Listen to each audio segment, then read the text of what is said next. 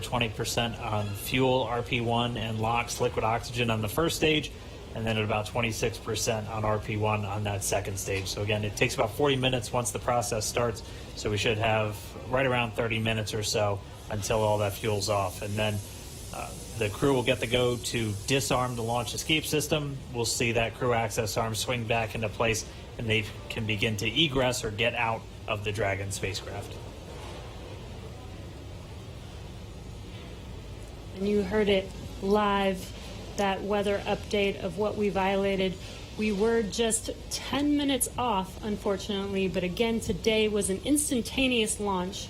And as John explained, it's due to the orbital mechanics and making sure that at the time we launch, it will allow us to get to the space station on time and accurately. So you can see on your right screen, Bob and Doug are patiently waiting. They do still have their visors on and still strapped into their seats. The launch escape system is still armed right now as we are offloading fuel, and will not disarm until prop offload is complete. And this is just to ensure the safety of Bob and Doug and make sure that they can egress safely from the rocket.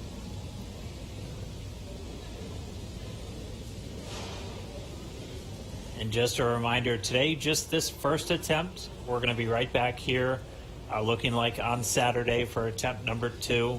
Launch America is not going anywhere.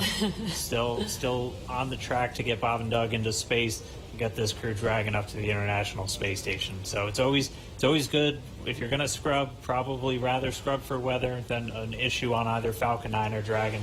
And we weren't tracking any issues with the flight systems throughout our countdown. As we were saying, we are looking forward to trying this again on Saturday. Our launch time on Saturday will be another instantaneous window, so we'll have to have the weather cooperate again. And that launch time will be at 3:22 p.m. Eastern. I think our last weather update put us at about 40% probability of violation. John, I can check me real quick.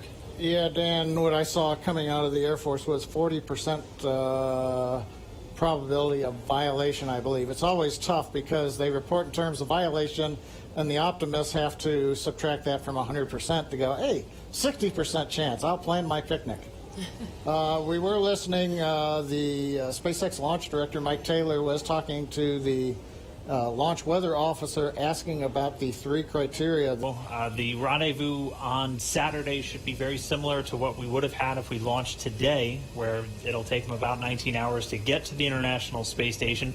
So they'll launch and they'll have a number of different events that we'll be able to walk you through, including manual piloting of Dragon and just really putting the spacecraft through all of the paces before it arrives at the International Space Station. Because again, this is a test flight, and this is this last test before we certify the Dragon spacecraft for regular crewed flight. Just be bringing up those long duration, 6-month, maybe even a year-long missions. Right. And it should be a very exciting test flight because it's pretty much like an actual mission. When Bob and Doug get on the station, they will be performing some research while they're up there and performing tests and doing some final things for this demonstration mission. Yeah, but I mean, just for right now, we are just going to continue to stay with them until we see them come out of Dragon, because the launch escape system's still armed while we wait for this propellant offload to complete.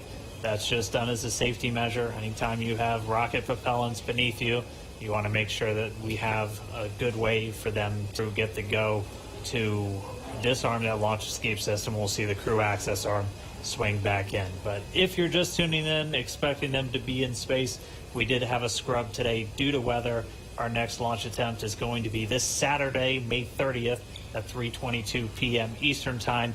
And just like we did today, we're going to be bringing you every single step of the way. It's going to look a little familiar if you watched all of today's, but it's going to be just as exciting.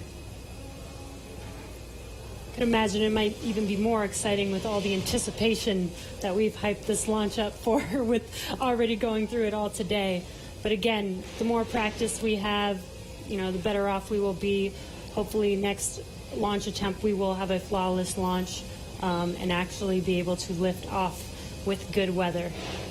Yeah, weather is going to be the big thing that we'll continue to watch. That was the culprit today for our scrub. and our initial weather reports already looking at about a 40% possibility of violation, probability of violation.